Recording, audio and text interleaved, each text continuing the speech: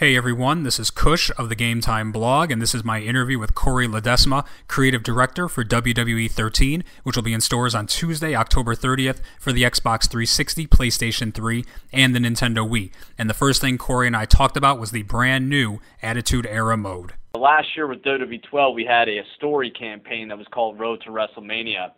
And it's something that we've been doing the last couple of years, actually, about four or 5 years. And those were original stories that we worked with the WWE to create some original fiction for players to play through in the game.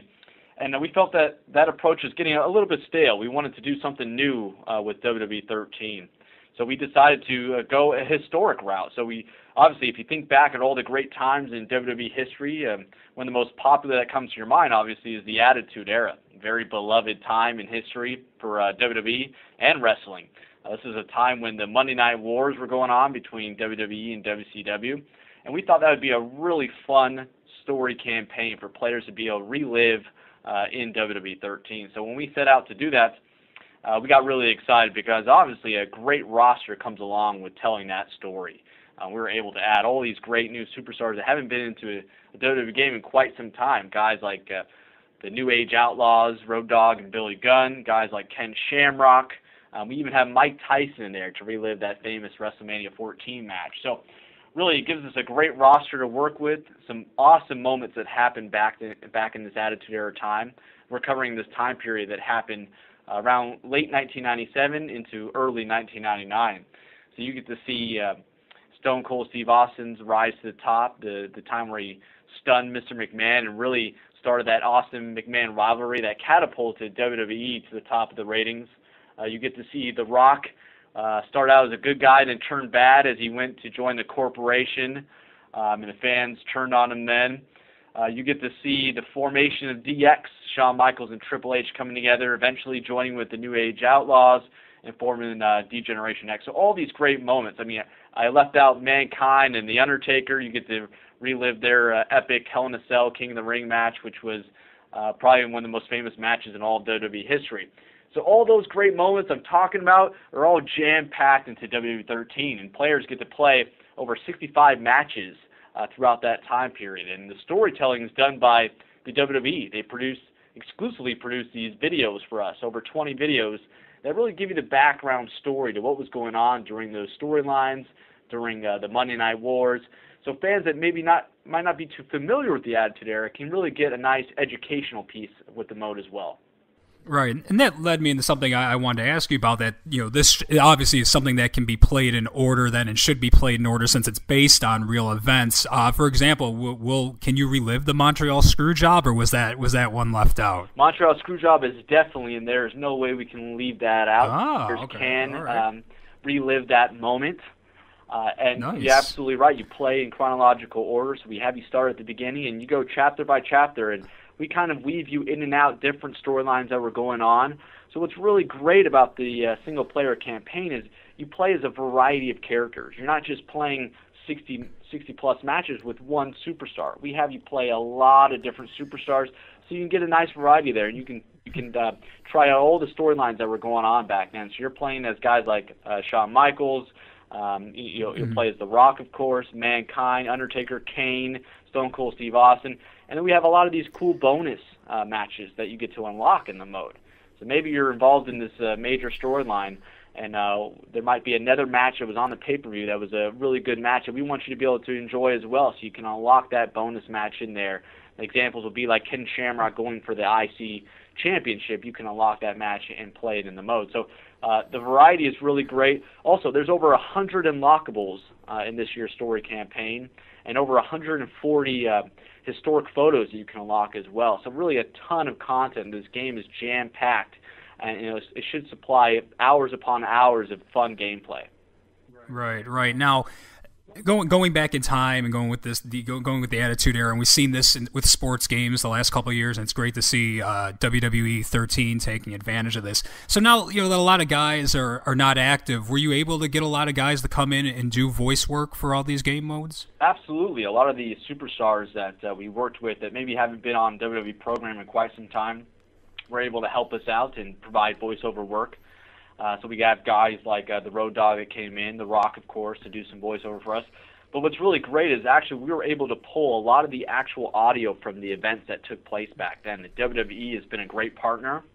They actually went back and grabbed a lot of this great footage for us, and we're able to pull that audio directly from the feed and plug those right into our cutscenes. So we have a lot of cutscenes that sound really great and authentic because those superstars were in the moment, and we grabbed their audio directly from that feed. And so it really makes those cutscenes seem realistic and vibrant and really full of that energy that was taking place during the Attitude Era. So that was a really big plus for us this year.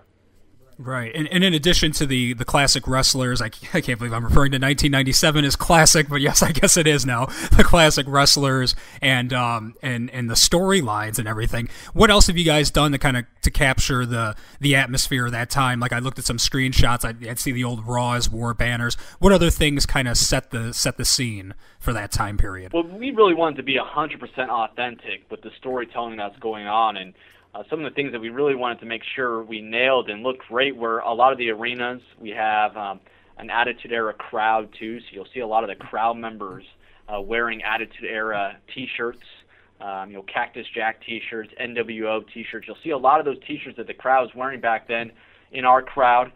We recreated all the old graphics that were used back then at those pay-per-views and, as you mentioned, the Raw's War time period back then. So you have a lot of those old graphics, the larger fonts, the lower definition graphics in there, and it really just takes you right back. It's really nostalgic to see that stuff. We also spent a lot of time making sure all the little nuances and details match the historic match. Examples of that would be, a lot of times the WWE used different colored chairs back then. You'll see blue chairs or beige chairs or black chairs, whatever it is. We made sure we match the chair color or the ladder color, whatever little small detail you see in those matches. We've matched those colors just to make sure that we got everything 100% authentic. That was our top priority because, when you do jump back to this era and jump back to this mode and you play these matches, you don't want to be disappointed with those differences in there. You want that whole experience to be really authentic. So that was a big priority for us to make sure that we spent extra time make sure those details were correct. All right. We're joined by Cory Ledesma, Creative Director for WWE 13, which will be in stores on Tuesday, October 30th for the Xbox 360, PlayStation 3, and the Nintendo Wii. And Cory wanted to jump over and talk about Universe Mode for a little bit and some of the, upgrades or tweaks that you made for this year's. Can you talk about that a little bit? Absolutely. For fans that might not be too familiar with the Universe Mode, that's really our career mode type of experience. We actually set it up to be a real giant sandbox where you can fully customize your WWE world and experience. And so the mode automatically sets up your matches for you, and you can play through those matches and play as any character as you like, and it's going to go along the calendar replicating what you'd find on WWE television. But what's really great is we've upped the customization options that you have this year in WWE 13 for Universe Mode. You can go as far as creating brand new shows on any day of the week that you'd like. You can go ahead and create your own pay-per-views this year. So it's fully customized as far as creating your calendar and your schedule. If you want to delete WWE shows that are currently on the calendar and replace them with something else, you can do that. If you want to have an NXT show on there, WWE's development group, if you want to have them on there, you can do that. We allow you to select the logos that you use for your show. You can also import your created arenas. So that's right. In WWE 13, you can create your own arena with staging and all, and you can import that in. So really, it's a mode that allows total customization so that you can create your own experience. What's really great about Universe Mode as well this year is that we've added a bunch of new storylines that will take place throughout the mode. So as you're playing your matches, you're going to see 200 new storylines that will stand out in your universe and offer that authentic WWE feel. And what's great about these storylines is that we actually brought in the creative mastermind, Paul Heyman, to come in and help us out with creating these storylines. He kind of served as the executive producer this year on Universe Mode. And so to get a mastermind like Heyman in there to help us out and to pick his brain and to really make sure that these storylines that are appearing throughout Universe are authentic was really a big win for us, and it really catapulted the quality of the stories and Universe Mode in particular this year with WWE 13. So, basically we added a bunch of new customization options in there. It's more content, more freedom, and it's a very popular mode with our fans. So we know they're going to be super excited and ecstatic to hear about all these new improvements. Yeah, and one of the things that caught my eye with Universe Mode 3.0 was you guys are going to have stat tracking this year. Can you talk about some of the things that will be, some of the stats that will be kept as far as who held the title, how many times, how's that set up, and is it something where, and I've seen this in other sports games like Madden, they'll have historical records and you'll see like a Dan Marino passing record in there. Will you have historical records in there, or does the stat tracking just start from when you start up your Universe career? Yeah, statistics is something that's brand new to Universe Mode, and something that stat junkies like myself absolutely love to follow and track my not only my individual superstar stats, which all get tracked in Universe, but also stats related to WWE records, like you mentioned, or stats related to certain shows. You can see all the past Money in the Bank winners who've cashed in the Money in the Bank, and you can see the result. And the game tracks all those results and give you a percentage about the win percentage for Money in the Bank cashing in. So really, we get super detailed with the statistics because this is something we know the fans absolutely love. So like you mentioned, we do have a bunch of historic WWE records in there that, as you're playing through the universe, you can actually try to break those records, and we identify you on that stat tracking list as the new WWE record holder. So it really adds a whole new side to the universe, a whole new angle. You can go ahead and have fun looking at your stats, but also trying to break historical stats. We have stats like The Undertaker's WrestleMania win streak in there. You can try to break that. We have Royal Rumble records in there as well, as far as how many opponents were eliminated in the Royal Rumble, which Kane actually holds that record. So a lot of really cool records that the player can also have fun trying to break. Will that be incorporated into commentary at all, or graphics like prior to the match? We have a lot of commentary in throughout Universe Mode that does support a lot of the storylines that you see. They don't necessarily support a lot of the records that are being broken, because a lot of those get tracked after you exit the matches. But we do spend a lot of time making sure that commentators are being heavily involved in the storyline, so that when you do see these cutscenes break out, or you are trying to go after the WWE Championship, that the commentary is backing you up and putting you right in that moment. Corey, can you talk a little bit about WWE Live and the emphasis you guys put on really creating that atmosphere in the arena? Absolutely. Audio is something that is often can be underrated. I mean, you want to make sure that audio experience, especially with a WWE crowd, is lively, is raucous, that you feel that intensity when you're playing the game, and that's something that we really worked hard to try to recreate. So we've actually ripped out all our old audio tech from the game. We've overhauled it. We've also added a bunch of new commentary this year for not only JR and King, who will be commentating during your Attitude Era matches, but also Michael Cole and King through your exhibition mode. We've updated a lot of that commentary. So really, it's a big audio overhaul this year. We wanted to try to recreate that audio experience you hear on WWE programming in the game.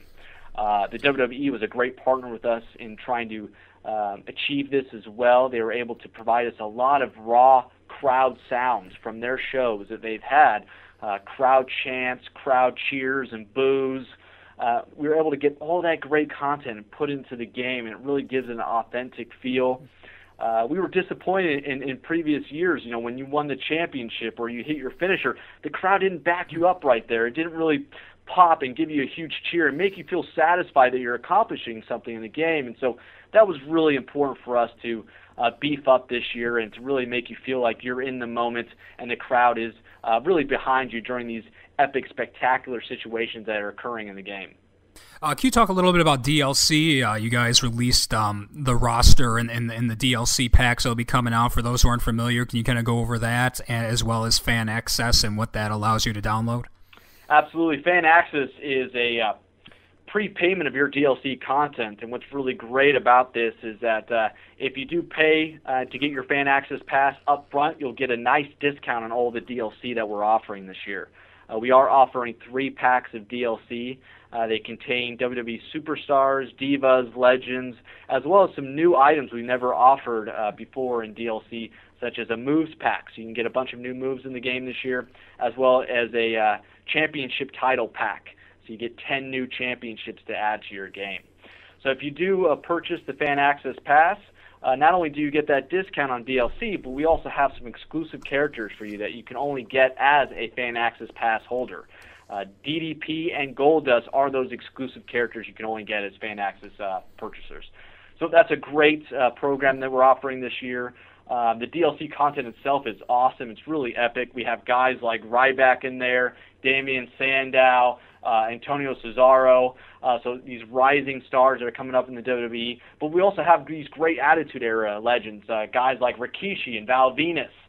We have Brian Pillman. We have Chainsaw Charlie. We've got all these great characters from the Attitude Era available as DLC.